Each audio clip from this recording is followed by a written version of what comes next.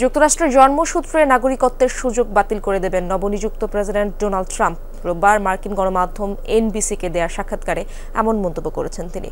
জানান, ওভাল অফিসের প্রথম দিনের কাজ ঠিক করে রেখেছেন তিনি, আর তা হলো যুক্তরাষ্ট্রে অবৈধভাবে বসবাসকারীদের সন্তানরা পাবে না মার্কিন নাগরিকত্ব।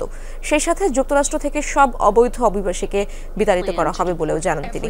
ট্রাম্প বলেন, প্রেসিডেন্ট হিসেবে আগের মেয়াদেই বেআইনি অভিবাসীদের বিরুদ্ধে শক্ত অবস্থান নিতে চেয়েছিলেন, তবে করোনা পরিস্থিতিতে সেটি সম্ভব হয়নি।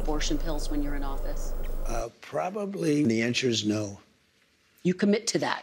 You said that during the campaign. Where? You said that. Well, I commit. I mean, are things... বিষয়টি খুবই গুরুত্বপূর্ণ এবং শিগগিরই এই সমস্যার সমাধান জরুরি। মার্কিন ভূখণ্ডে কোনো অবৈধ অভিবাসী থাকবে না।